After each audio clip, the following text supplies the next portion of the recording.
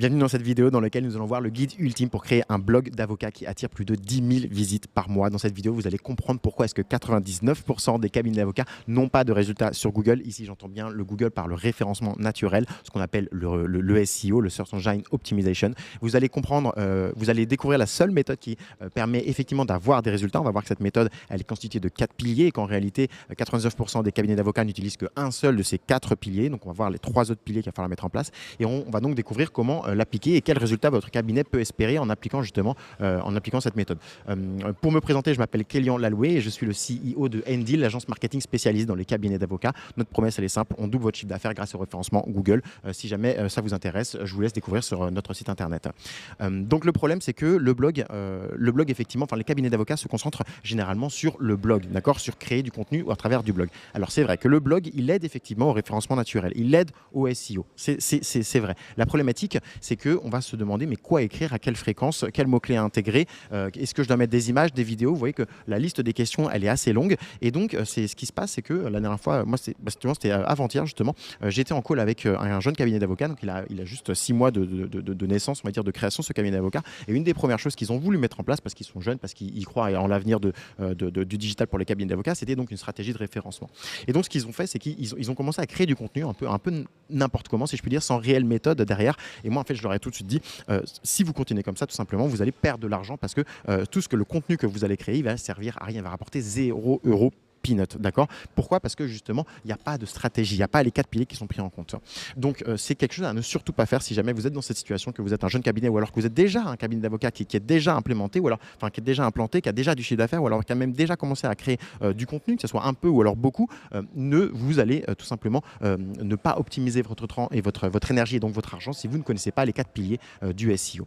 Alors que si vous appliquez justement la méthode que je vais vous présenter ici, le SEO peut générer facilement jusqu'à 1000, 2000, 3000, 5000, jusqu'à 20 000 ou 30 000 visites par mois, à part l'intermédiaire de votre blog, générer jusqu'à entre 10 000 et 20 000, voire 30 000 € si jamais, selon la thématique de votre cabinet d'avocat.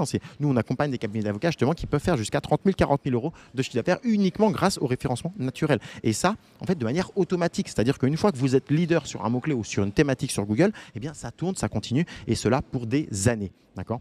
Pour vous montrer justement un cas d'étude que nous avons accompagné, on a commencé ici avec ce cabinet d'avocats à 8 000 visites par mois. D'accord. Donc c'était déjà un cabinet d'avocats qui avait déjà créé pas mal de contenu. Il s'en sortait plutôt pas mal en réalité.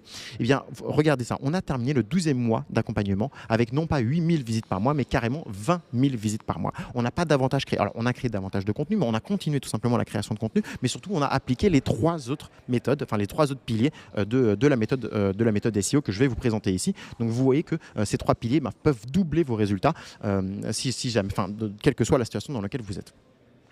Alors, voici donc du coup la méthode en question. Donc cette méthode-là, on l'a appelée les 4 C. Donc c'est un acronyme qui permet un peu de se rappeler quels sont les 4 piliers justement. Donc les 4 piliers, c'est quoi? C'est le contenu, le code, la conception et la célébrité. Ok, on commence tout de suite avec le contenu. Contenu, qu'est-ce que ça veut dire? Content is king. C'est un peu le mantra de Google. C'est ce qu'ils n'arrêtent pas de répéter constamment. C'est le contenu est roi. Donc il faut vraiment, ça c'est la base de tout, de n'importe quelle stratégie de référencement naturel. Mais qu'est-ce que ça veut dire content is king? Ça veut dire créer du contenu de qualité. D'accord, du contenu de qualité. Attention, je vois trop de cabinets d'avocats qui créent du contenu de qualité pour leurs pairs, pour leurs confrères, pour leurs consoeurs, pour leur métier. D'accord, vous avez fait de super longues études, elles sont super intéressantes, vous avez un cerveau qui fonctionne de manière très structurée. Ce n'est pas le cas forcément de vos cibles. Créez du contenu qui intéresse vos cibles, mettez-vous à leur niveau. N'employez pas forcément du jargon technique, etc. Ou alors quand vous employez du jargon technique, essayez justement de vous mettre au niveau, d'expliquer les choses pour vous mettre justement au niveau des personnes qui lisent votre contenu. Dans ce contenu-là, il va falloir inclure des mots-clés. D'accord, donc c'est tout l'intérêt. Il y a des outils que je vais vous donner, qui permettent de sélectionner des mots-clés. D'accord, il faut se dire qu'on va viser un contenu égale un mot-clé. D'accord, donc on va essayer de répéter plusieurs fois ce mot-clé-là et l'intégralité du contenu qu'on va créer, eh bien, il sera à vocation de venir traiter le mot-clé qu'on a sélectionné.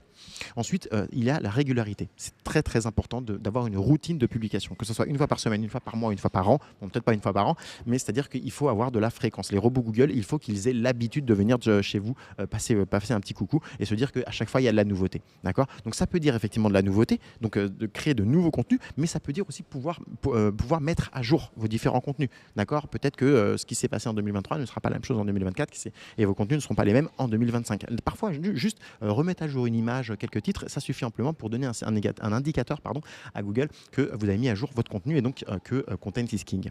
Et enfin, la dernière chose, c'est justement mettre des images, donc la diversité des supports, des images, des vidéos, des actualités, ainsi de suite.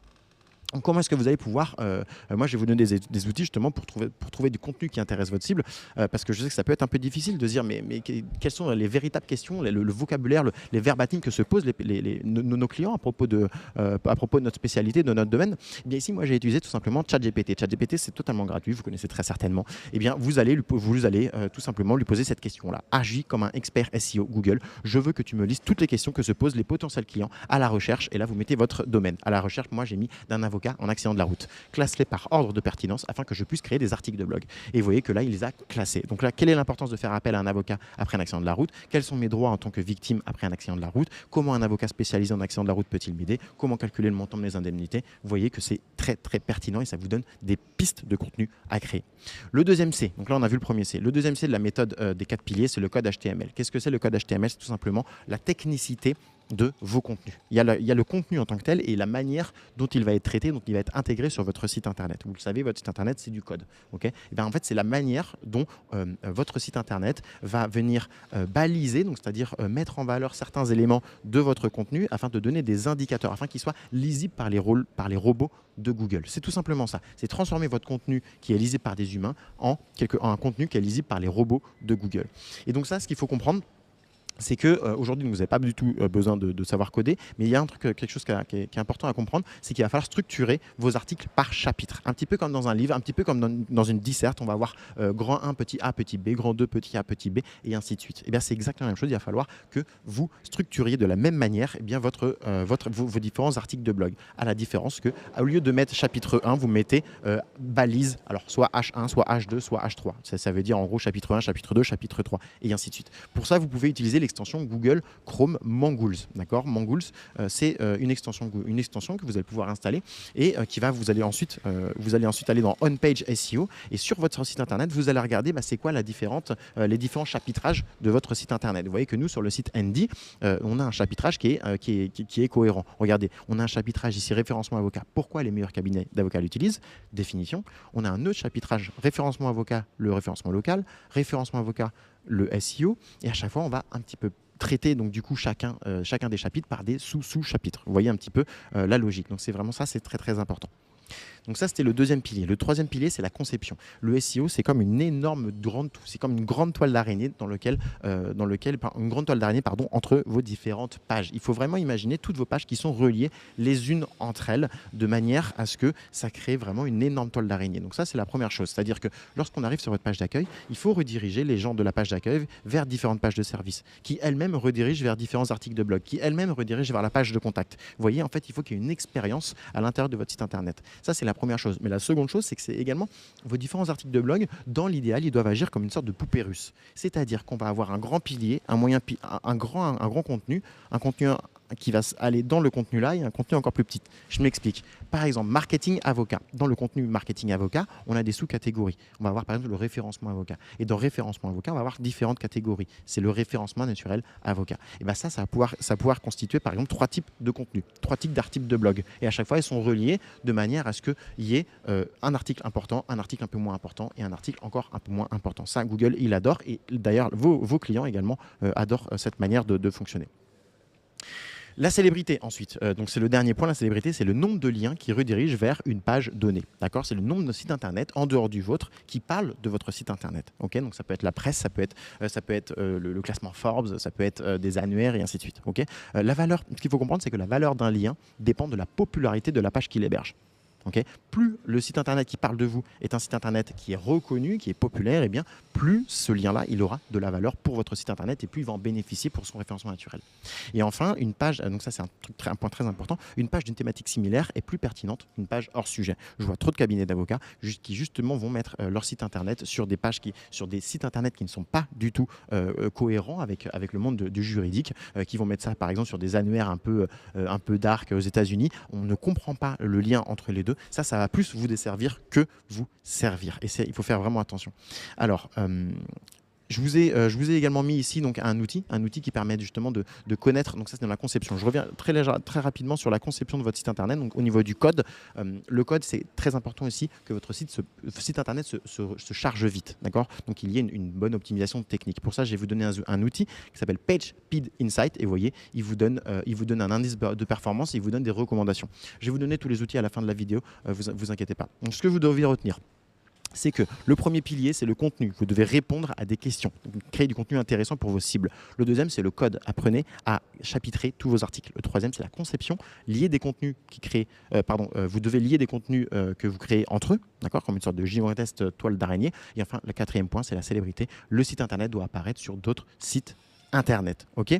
Je vous donne maintenant les outils pour travailler le SEO de son cabinet d'avocat. On a donc ici ChatGPT, on a également Answer the Public. Tout ça, c'est pour trouver les questions que se posent vos clients. On a ensuite Ubersuggest et SEMrush qui permet d'analyser la concurrence des mots-clés et les différentes stratégies de vos confrères. On a Mongoose, dont on a parlé, et PageSpeed Insight qui permet d'analyser le code de son site internet. Et enfin, on a la Google Search Console qui permet d'analyser les performances globales de son site internet sur plusieurs années. Okay.